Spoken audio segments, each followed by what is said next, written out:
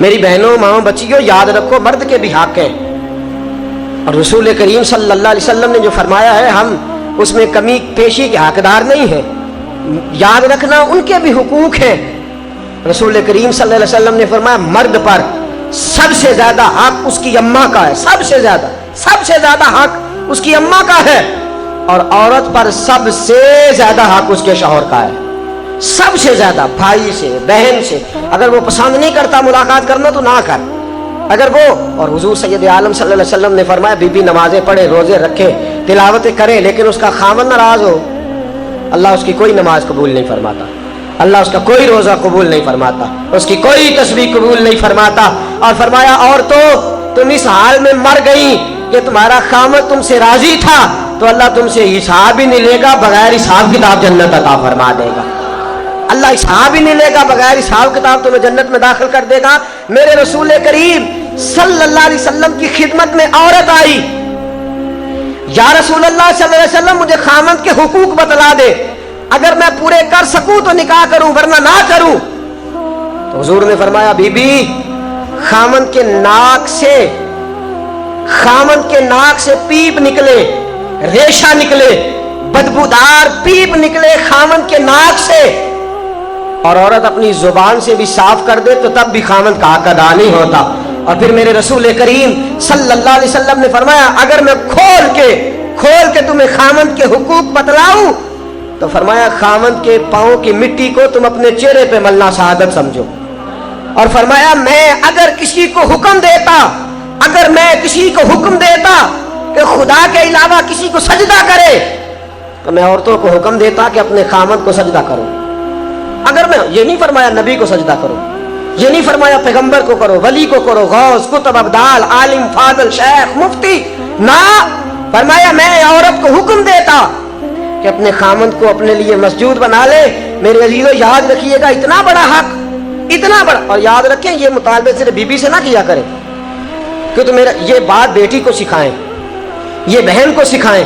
ہم لاڈ کر کے ماتھا چوم کے چیزیں دے کے ہم یہ کہتے ہیں تو بڑے لاڈوں سے پلی ہوئی ہے۔ یاد رکھیے گا میرے دوستوں اس کو سکھاؤ، عورت اگر تکلیف میں وقت گزارنا سیکھ گئی تو بات بن گئی، وہ اگر برداشت کرنا سیکھ گئی تو بات بن گئی۔ اور یاد رکھے میرے اعلیٰ حضرت نے فرمایا جس بیوی میں قوت برداشت زیادہ ہوگی اللہ اس کی دنیا بھی اس کے لیے وسیع کر دے گا، آخرت میں بھی جنت میں مکان بڑا ہی عطا فرمائے گا، دنیا بھی وسیع کر دے گا اس کے لیے، بس وسیع کر دے گا دنیا۔ فرمایا اگر اس کا خاوند اس کے ساتھ اچھا سلوک نہیں کرے گا تو اولاد ضرور اچھا سلوک کرے گی، اولاد ضرور اچھا سلوک کرے گی۔ تو بی بی اپنے خاوند کا حق ادا کرے۔ میرے رسول کریم صلی اللہ تعالی علیہ وسلم نے فرمایا خاوند اگر بلائے اور بیوی کی روٹیاں تنور میں جل رہی ہوں تو چھوڑ دے، پہلے خاوند کی بات سنے۔ فرمایا خاوند اپنے بستر پہ بلائے اور اگر بیوی نے آنے سے انکار کر دیا اور بیوی نہ آئی، ساری رات فرشتے اس عورت پر لعنتیں برساتے رہیں گے، ساری رات لعنتیں برسائیں گے فرشتے۔ اور فرمایا لعنتی ہے وہ عورت جو اپنے خاوند کی عیب ڈھونڈ کے دوسروں کو بتلاتی ہے، ڈھونڈ کے آپ کہتی ہے یہ بھی کرتا ہے، یہ بھی کرتا ہے، یہ بھی کرتا ہے، یہ بھی کرتا ہے۔ فرمایا ملعون ہے جو ڈھونڈ کے عیب بتلاتی ہے۔ میرے رسول پاک علیہ السلام نے فرمایا دنیا ایک دولت ہے اور دنیا کی بہترین دولت ایک نیک بیوی ہے۔ اگر تجھے نیک عورت مل گئی تو یاد رکھنا پھر تیرے لیے سب سے بہترین متاع تیرے ہاتھ آ گئی۔ عورت یاد رکھے اس کی جنت، اس کے وہ کہتے ہیں نا بیٹے کی جنت ماں کے قدموں کے نیچے، اور عورت کی جنت جی جس طرح ماں پہ پابندی نہیں نا کہ ماں نمازی ہو تو جنت قدموں کے نیچے ہے، ماں حافظہ ہی ہو تو جنت نیچے ہے، ماں ہمیشہ نیک ہو تب بھی، ماں کسی طرح کی بھی ہو لیکن بیٹوں کی جنت ماں کے قدموں کے نیچے ہی ہوتی ہے۔ تو بیوی یاد رکھ شوہر تیرا کسی طرح کا بھی ہو تیری جنت شوہر کے قدموں سے ہی وابستہ ہے، تیری جنت اسی۔ اور پھر پڑھے لکھے ہونے کا مطلب یہ کوئی نہیں کہ میں طلاق لے لوں اور میں جناب میں نے BA کیا ہوا میں روٹی پکا کے کھا سکتی ہوں، مجھے تیری ضرورت نہیں، میرا بھائی بڑا رئیس ہے، میرے ابا جی کے بعد بڑے پیسے ہیں، مجھے کما کے دے لیں گے۔ یاد رکھ پڑھا لکھا اس کو نہیں کہتے جو باتیں زیادہ کر لے، پڑھا لکھا اس کو نہیں کہتے جو مقابلہ زیادہ کر لے، پڑھا لکھا اس کو نہیں کہتے جو جواب کے اندر تنقید زیادہ کر لے۔ پڑھا لکھا وہ ہوتا ہے جس کا حوصلہ پڑھا لکھا ہوتا ہے، पढ़ी लिखी बीबी वो होती है जो फर्मा बरदार ज्यादा होती है, पढ़ी लिखी वो होती है जो आदाब से ज्यादा आगाह होती है, पढ़ी लिखी औरत वो होती है जो खामद की इज्जत ज्यादा करती है। मेरे रसूल पाक सल्लल्लाहु ताला अलैहि वसल्लम ने फरमाया मैंने दोज़ख में औरतों को ज्यादा देखा है। हुजूर क्यों? फरमाया एक तो अल्लाह की नाशुक्री करती हैं, बात बात पे रो पड़ना बीबियों ने, बात बात ये कोई नहीं वो कोई नहीं, ऐसा नहीं। अगर मेरी बहनें नाराज ना हो जाए, माएँ नाराज ना हो जाए, तो मुझे वैसे तलाश है उस बीबी की जो सुखी हो। अगर उसको अपने घर में सारा सुख है ना तो उसको भाइयों का दुख शुरू हो जाएगा। मेरा वो जो 9 भाई है ना, मेरे नाम एक ही औलाद कोई नहीं, लिहाजा मैं बड़ी दुखी हूँ। भाई 8 की है तो खुशी कर ले, तू ना रो। कहती है बाकी तो सारे ठीक है, 11 बहनें हैं, वो जो 11वीं है ना उसका खामद अच्छा नहीं, भी तू तो ना अपने घर में रोना डाल। रोती रहती है, नाशुक्री करती रहती है, हर वक्त नाशुक्री, कुछ नहीं कुछ नहीं कुछ नहीं। और बुखारी के लफ्ज हैं, बीबियों याद रखना, ये हुजूर का फरमान पेश करने लगा बुखारी के। फरमाया सारी उम्र खामद अपनी बीवी के साथ उसने सलूक करे, एक दिन सलूक ना कर सके तो कहती है जब से तेरे घर आई हूं मैंने तो सुख पाया ही कोई नहीं। ये बुखारी है। फरमाया सारी जिंदगी एहसानात कर, तू एक दिन नहीं ना देता तो कहती है वो फलानी बड़ी सुखी है, वो फलानी बड़ी अच्छी है फलानी। और नबी पाक सल्लल्लाहु अलैहि वसल्लम ने फरमाया वो औरत बड़ी बदबख्त है कि जो अपने खामद के सामने दूसरे मर्दों की फजीलत बयान करती है। कहती है वो देखे ना मेरा जेठ, मेरा देवर, मेरा फलाना बहनोई वो कितना अच्छा है। पर मैं जो दूसरों की खूबियां अपने शौहर के सामने बयान करके अपने शौहर की गर्दन झुकाती है, बड़ी बदबख्त है, बड़ी बुरी हरकतें कर रही है। अजीज दोस्तों याद रखिएगा बीबियां, ये सारी बातें हमने सिखानी है, ये सारी चीजें हमने औरतों को बतलानी है, ये सारे काम काज हमने औरतों को सिखाने। मेरे रसूल पाक सल्लल्लाहु ताला अलैहि वसल्लम ने फरमाया अच्छी बीबी वो होती है जो नेकी में मददगार साबित होती है। अच्छी बीबी कौन होती है? जो नेकी में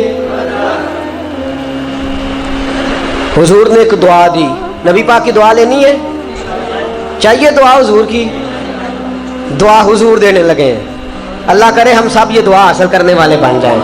हुजूर ने फरमाया या अल्लाह मेरे उस उम्मती पर रहम फरमा जो सवेरे अपनी बीवी को नमाज के लिए जगाता है और अगर नहीं उठती तो उसके चेहरे पर पानी छिड़क देता है। बुखारी मुस्लिम।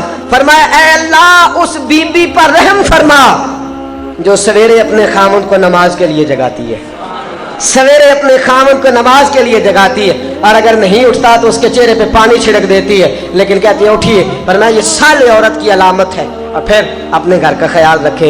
हजरत सैयदना सिद्दीक़ अकबर रज़ी अल्लाह ताला अन्हु की साहिबजादी हजरत अस्मा बिनते अबी बकर सिद्दीक, हजरत ज़ुबैर बिन अवाम, ये रसूल पाक सल्लल्लाहु अलैहि वसल्लम के फुफ्फीज़ाद भाई हैं और नबी पाक ने इनको जन्नत की खुशखबरी दी। अशरा मुबशरा सहाबा में से हजरत ज़ुबैर बिन अवाम रज़ी अल्लाह ताला अन्हु, हजरत ज़ुबैर बिन अवाम के साथ हजरत सिद्दीक़ अकबर रज़ी अल्लाह ताला अन्हु की बड़ी साहिबजादी हजरत अस्मा बिनते अबी बकर सिद्दीक का निकाह हुआ था। हजरत अस्मा कहती हैं मैं अपने बाप के घर से गई तो सैयदना सिद्दीक़ अकबर को अल्लाह ने बड़ा माल दिया हुआ था, बड़ी दौलत थी, नौकर चाकर थे, बड़ा कुछ था। फरमाती हैं लेकिन जब मैं अपने शौहर के घर गई कोई काम काज करने वाला नहीं, कोई मदद करने वाला नहीं। फरमाते एक घोड़ा एक ऊंट मेरे शौहर का, फरमाती हैं घोड़े के लिए घास भी मैं लाती और खजूरों की गुठलियां चुन के लाती, चक्की में लाके पीसती और ऊंट के लिए ग़िज़ा तैयार करती। फरमाती हैं मैं सारे घर का काम काज करती और हद मेरी फर्मा बरदारी की ये थी कि बाहर एक आदमी सौदा बेचने आया और मुझसे कहने लगा तू इजाजत दे तो तेरे दीवार के साए में काम काज इतना करती हूं कि अपने शौहर के जानवरों की देखभाल करती हूं। बाहर एक आदमी सौदा बेचने वाला आया, कहने लगा अस्मा अगर इजाजत दो तो तेरी दीवार के साए में बैठकर मैं चीजें फरोख्त कर लूं। तो फरमाती है नहीं मैं नहीं इजाजत देती, ये मेरे शौहर इस मुमलिकत के सरबराह हैं, मेरे खामद आएंगे तो उनसे पूछ के तुम्हें साए की इजाजत दूंगी। शौहर आएंगे तो पूछूंगी, वो कहेंगे तो तू साए में सौदा बेच सकता है। हजरत अस्मा बिनते अबी बकर कहते हैं शिकवा कोई नहीं, गिला कोई नहीं, कोई किसी किस्म की बात नहीं, हाथों पे छाले पड़ गए। फरमाती है काम कर करके मैं थक गई, वक्त से पहले बूढ़ी होने लगी। मेरे अब्बा जी ने हजरत सिद्दीक़ अकबर रज़ी अल्लाह ताला अन्हु ने एक गुलाम भेजा, एक खादम भेजा कि मेरी बेटी थक गई है काम कर करके। फरमाती है डायरेक्ट नहीं भेजा, हुजूर की खिदमत में अर्ज किया या रसूल अल्लाह अगर आप मेहरबानी फरमाए तो जुबार से कह दे मेरी बेटी है, वो थक गई है, मैं एक नौकर दे देता हूँ, काम में हाथ बटाएगा। फरमाती है जनाब सिद्दीक अकबर ने हुजूर से कहा, रसूल करीम ने मेरे घर में वो मुलाजम भेजा तो मैंने अपने आप को आज़ाद समझना शुरू किया। दोस्तों, माओ बहनों, बच्चियों, याद रखो तुम बड़ी शहजादियाँ हो। वो किसी दानश्वर का कॉल देख रहा था, वो कह रहा था कि कोई औरत अपने शौहर के घर में मलका ना भी हो तो अपने बाप के घर में शहजादी तो ज़रूरी हुआ करती है। अपने शौहर के घर में मलका ना भी बन सके तो अपने बाप की शहजादी ज़रूर होती है। लेकिन कौनैन की शहजादी का नाम हज़रत फ़ातिमा अज़्ज़हरा है। सैयदा फ़ातिमा अज़्ज़हरा रज़ी अल्लाह ताला अन्हा चक्की पीसती है। हज़रत फ़ातिमा और मेरे दोस्तों, जितने भी घर के काम बीबी कर ले, कभी छाले देखे आपने किसी के हाथों में? शहजादी कौनैन के हाथों में छाले होते थे। अल्लामा सफूरी ने लिखा है, इतनी परेशानी का आलम है, गुर्बत है, शहजादी कौनैन ये दो जहां के शाह है, पास कुछ रखते नहीं, दो जहां की नेमतें हैं इनके खाली हाथ में। एक दिन हजरत अली से शिकवा कोई नहीं कि आप खर्चा नहीं देती, कहने लगी मुझे पता है आपके पास वसाइल ज्यादा नहीं, अगर चरखा ला दें, हजरत फातिमा फरमाती है चरखा ला दें तो मैं सूत बना के आपका हाथ ना बटा दूं। मैं आपका चक्की पहले पीसती हैं, आटा पहले गूंथती हैं घर में। अल्लामा सफूरी ने लिखा है, कहने लगी चरखा ला दे। हुजूर चरखा लेके आए, हजरत अली चरखा लाए, सैयदा फातिमा ने चरखा भी चलाना शुरू कर दिया। चक्की पीस के, बच्चे पाल के, आटा गूंद के, सारे काम करके, साथ चरखा भी। 6 दिनार का सूद पहली दफा बिका। तवज्जो है आपकी? 6 दिनार पहली दफा बिका। फरमाती हैं एक लिस्ट दी हजरत फातिमा ने, काली ये 6 दिनार ले जाओ और बाजार से ये सौदे ला दो। हजरत अली मुर्तदा शेर खुदा फरमाते बाजार गया तो सामने से मुझे एक शख्स मिला, वो मांग रहा है, भीख मांग रहा है। मेरे पास आया, कहने लगा अली कुछ देना। मैंने कहा क्या चाहिए? कहने लगा 6 दिनार। कितने? फरमाते हैं इलाही माजरा क्या है, जेब में हाथ डाला, ये मुस्तफ़ा का घराना है, ये रसूलुल्लाह का घराना है और तेरी नस्ल पाक में है बच्चा बच्चा नूर का, तू है ने नूर तेरा, सब घराना ही नूर का। रसूल पाक के दामाद मुख्तदर ने जेब में हाथ डाला, 6 दिनार दे दिए। फरमाते हैं दिल में ख्याल आया कि घर जाके फातिमा को क्या जवाब देना, उसने तो मेहनत करके कमाए थे। फरमाते हैं मैंने रुख फेरा तो एक आदमी भागा भागा आ रहा है, कहने लगा अंत अली, आप अली हैं? मैंने कहा हाँ मैं अली हूं। नाम मन अंता, तू कौन है? कहते मैं बाजार नहीं जानता, तू कौन है? कहने लगा ये छोड़िए, आप नहीं जानते, मैं तो आपको जानता हूं ना। आपको सारा जमाना दीवारें हिलती रहती हैं और दर कांप जाता है, अली का नाम सुन के अब भी खैबर कांप जाता है। फरमाया मैं तो आपको जानता हूं ना। कहा क्या बात है? कहने लगा मुझे सफर पे जाना पड़ा, ये ऊंट बेचना है, खरीदेंगे? कितने का? कहने लगा 100 दिनार। फरमाया मेरे पास तो पैसे नहीं। कहने लगा जब होंगे दे देना। जब हजरत अली कहते मैंने उससे लगाम पकड़ी, वो चला गया, मैंने रोक फेरा ही था, एक बंदा आगे कहने लगा जी ऊंट बेचेंगे? ऊंट बेचेंगे? मैंने कहा बेचना है, क्या दोगे? कहने लगा आगे गया, पीछे गया, ऊंट के दाएं गया, बाएं गया, क्या लेंगे? मैंने कहा आप बताइए। कहने लगा जी 160 दिनार। खरीदा कितने का? और उधार बेचा कितने का? और नगद? फरमाते हैं मैंने उसको दिया, 160 दिनार लिए। अब मेरे दिल में ख्याल है वो जिससे खरीदा था वो मिल जाए तो वापस तो कर दूं। फरमाते हैं मैं ढूंढने लगा, ढूंढते ढूंढते मुझे मिल गया। मैंने कहा पकड़ अपने पैसे। 100 दिनार उसको दिया, 6 दिनार का सौदा खरीदा, 54 दिनार जेब में डाले, लाके सैयदा फातिमा की गोद में रखे। मैंने कहा फातिमा 54 दिनार, पाक नबी की पाक बेटी, इज्जत वाले रसूल की इज्जत वाली बेटी। ये नहीं फरमाया कि जो आता है जहां से मर्जी ला, मेरे खर्चे पूरे कर, ये नहीं फरमाया। काली मेरी जुर्रत नहीं पूछ सकूं, पर मैं चाहती हूँ मेरे बच्चों के गले से जो लुकमा उतरे हलाल का उतरे। मैं पूछ सकती हूँ 54 दिनार कहाँ से आए? हजरत अली कहने लगे कौनैन के बादशाह की बेटी, 100 दिनार, तेरे 6 दिनार तो दरवेश और फकीर ले गया, 100 दिनार का ऊंट खरीदा, 160 का बेचा, 6 का सौदा ले आया, 54 वापस ले आया। बेटियां बेटियां ही होती हैं, बेटियां बेटियां ही होती हैं। बेटी 7 समुंदर पार भी हो तो खैर अपने अब्बा जी के घर की मांगती रहती है, बेटियां बेटी ही होती हैं। हजरत फातिमा कहने लगी जाइए पहले जाके हुजूर को तो बता के आइए, इस बरकत के बारे में हुजूर को तो बतला के आइए। शेरे खुदा कहते हैं मस्जिद नबी में कदम रखा, خیال آیا مسلمان نیک و بد پہچان جاتے ہیں، محمد آدمی کے دل کی باتیں جان جاتے ہیں۔ فرماتے خیال آیا، رسول کریم نے مسکرا کے فرمایا علی دیکھا میری بیٹی کے 6 دیناروں کی برکت، دیکھا میری شہزادی کے 6 دیناروں کی برکت۔ فرمایا تجھے پتا ہے بیچ کون گیا ہے اور خرید کون گیا ہے؟ کہا سونیا میں نہیں جانتا۔ فرمایا جو اونٹ بیچنے آئے وہ میکائیل تھے اور جو خرید کے لے گئے وہ جبریل امین تھے۔ فرمایا جو آئے ہیں وہ جبریل،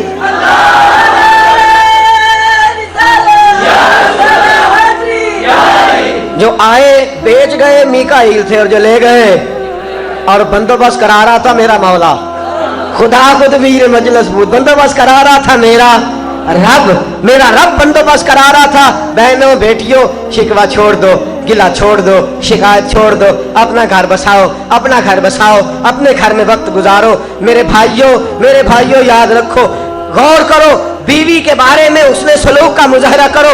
ہم جب بات کرتے ہیں تو گالیاں دیتے ہیں معاذ اللہ، اپنے سسرال والوں کو برا بھلا کہتے ہیں، تلخ جملے بولتے ہیں، سختی کے ساتھ پیش آتے ہیں۔ یاد رکھیے بیٹی سارا کچھ سن لیتی ہے پر اپنے ماں باپ کے خلاف بات سنتی ہے تو کلیجہ پھٹ جاتا ہے۔ بیٹے تو کئی دفعہ لالچ کا رشتہ ہوتے ہیں، بیٹی کا ہی تو پیار ہوتا ہے ماں باپ کے ساتھ۔